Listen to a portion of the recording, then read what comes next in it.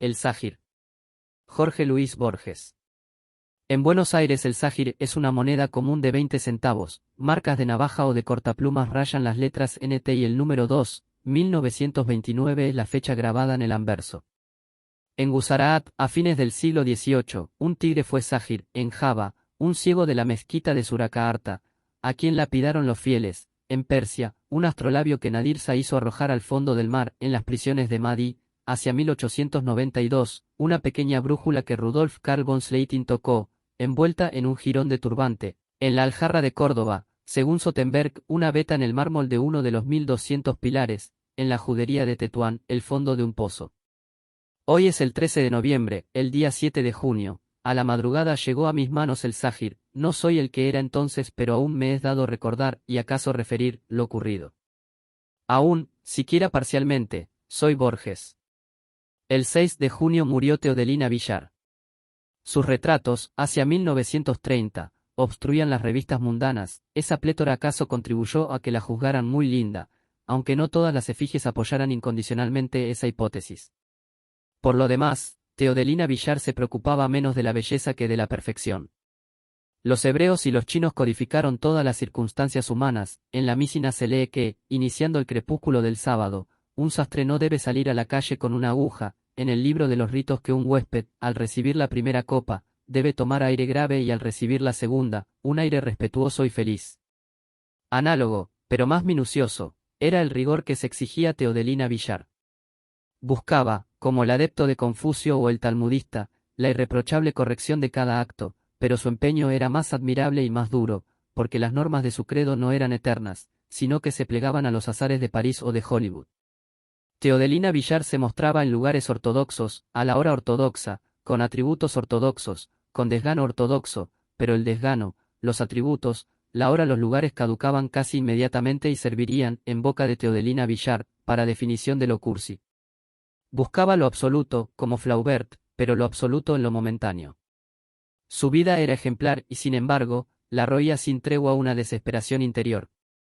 Ensayaba continuas metamorfosis, como para huir de sí misma, el color de su pelo y las formas de su peinado eran famosamente inestables. También cambiaban la sonrisa, la tez, el sesgo de los ojos. Desde 1932, fue estudiosamente delgada. La guerra le dio mucho que pensar. Ocupado París por los alemanes, ¿cómo seguir la moda? Un extranjero de quien ella siempre había desconfiado se permitió abusar de su buena fe para venderle una porción de sombreros cilíndricos, al año, se propaló que esos adefesios nunca se habían llevado en París y por consiguiente no eran sombreros, sino arbitrarios y desautorizados caprichos. Las desgracias no vienen solas, el doctor Villar tuvo que mudarse a la calle Arauz y el retrato de su hija decoró anuncios de cremas y de automóviles. Las cremas que harto se aplicaba, los automóviles que ya no poseía. Esta sabía que el buen ejercicio de su arte exigía una gran fortuna, prefirió retirarse a claudicar. Además, le dolía competir con chicuelas insustanciales. El siniestro departamento de Arauz resultó demasiado oneroso. El 6 de junio, Teodelina Villar cometió el solecismo de morir en pleno barrio sur. Confesaré que, movido por la más sincera de las pasiones argentinas, el esnovismo, yo estaba enamorado de ella y que su muerte me afectó hasta las lágrimas. Quizá ya lo haya sospechado el lector. En los velorios, el progreso de la corrupción hace que el muerto recupere sus caras anteriores. En alguna etapa de la confusa noche del 6, Teodelina Villar fue mágicamente la que fue hace 20 años, sus rasgos recobraron la autoridad que dan la soberbia, el dinero, la juventud, la conciencia de coronar una jerarquía, la falta de imaginación, las limitaciones, la estolidez. Más o menos pensé, ninguna versión de esa cara que tanto me inquietó será la última, ya que pudo ser la primera. Rígida entre las flores la dejé, perfeccionando su desdén por la muerte. Serían las 2 de la mañana cuando salí. Afuera, las previstas hileras de casas bajas y de casas de un piso habían tornado ese aire abstracto que suelen tomar en la noche, cuando la sombra y el silencio la simplifican. Ebrio de una piedad casi impersonal, caminé por las calles. En la esquina de Chile y de Tacurí vi un almacén abierto. En aquel almacén, para mi desdicha, 3 hombres jugaban al truco. En la figura que se llama oxímoron, se aplica a una palabra un epíteto que parece contradecirla, así los gnósticos hablaron de luz oscura, los alquimistas, de un sol negro. Salir de mi última visita a Teodelina Villar y tomar una caña en un almacén era una especie de oxímoron, su grosería y su facilidad me tentaron. La circunstancia de que se jugara a los naipes aumentaba el contraste.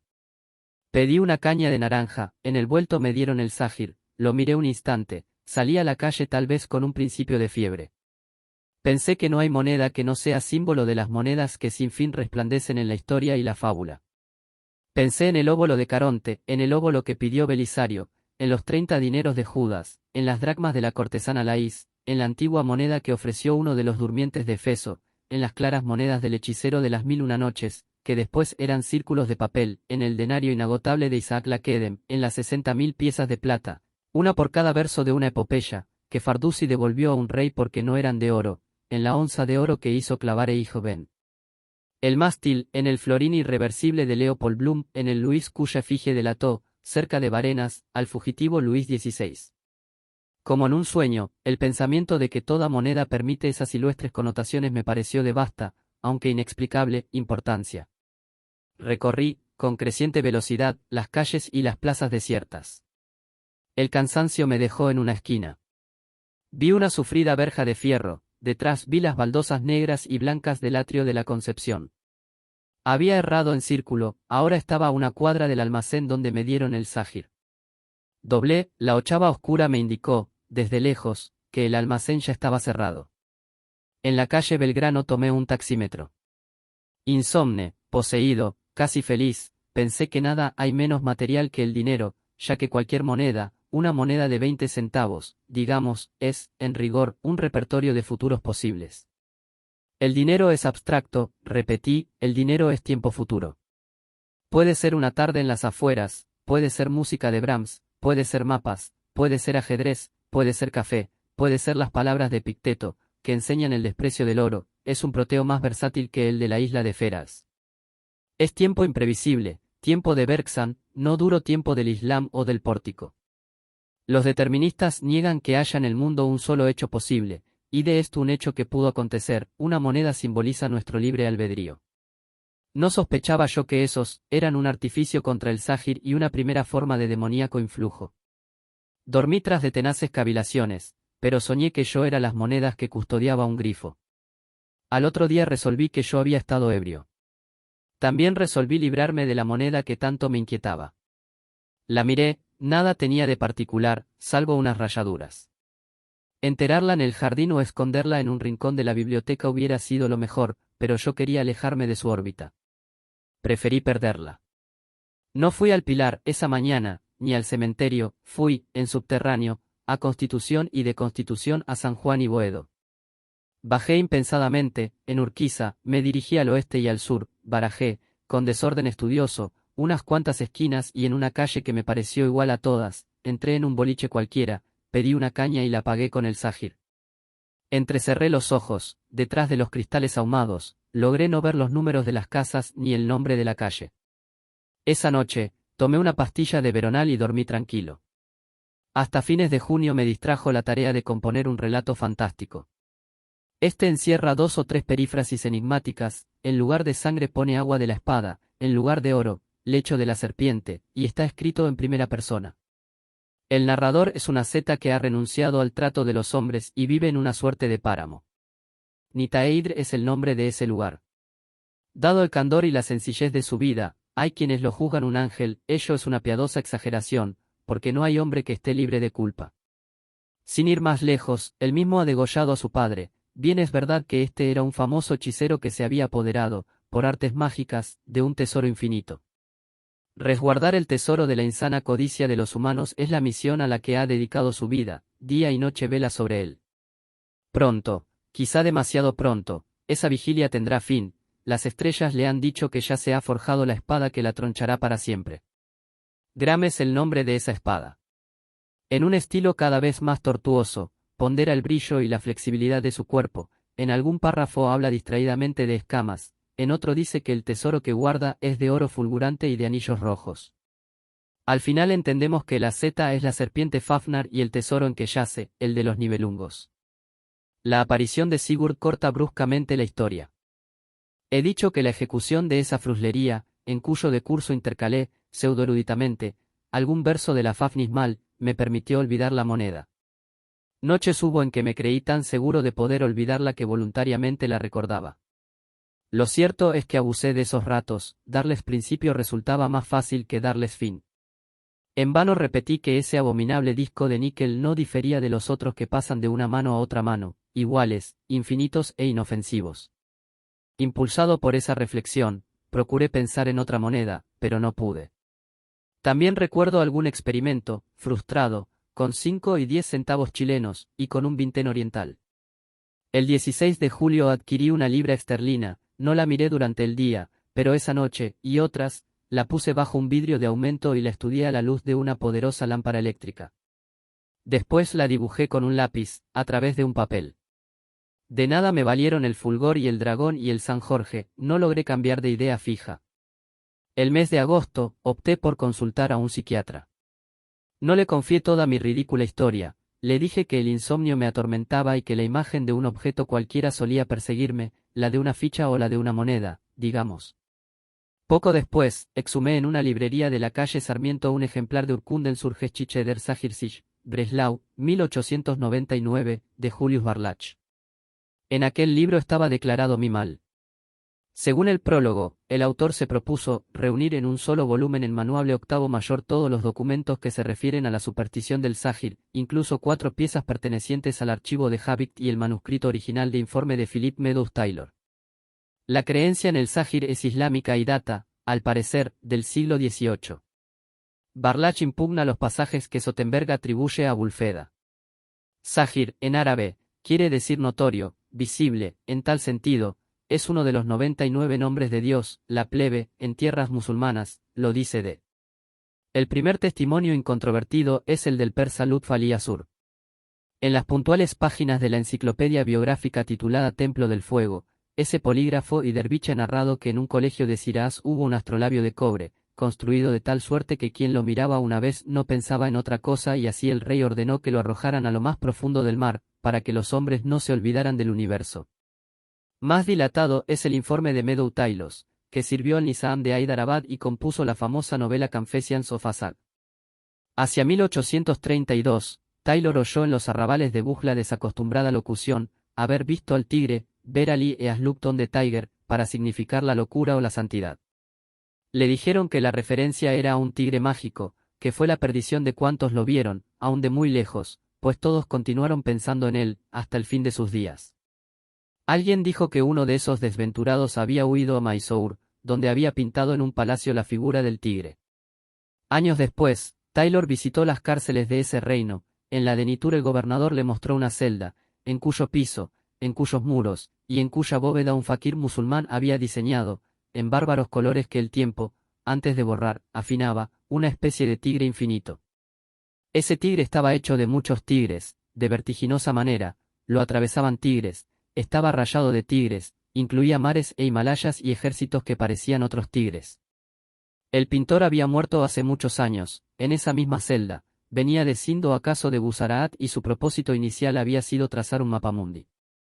De ese propósito quedaban vestigios en la monstruosa imagen. Taylor narró la historia a Muhammad al-Yemení, de Fort William, este le dijo que no había criatura en el orbe que no propendiera a Sahir superíndice 1, pero que el todo misericordioso no deja que dos cosas lo sean a un tiempo, ya que una sola puede fascinar muchedumbres. Dijo que siempre hay un Sahir y que en la edad de la ignorancia fue el ídolo que se llamó Shauku y después el profeta del Jorasán, que usaba un velo recamado de piedras o una máscara de oro superíndice 2.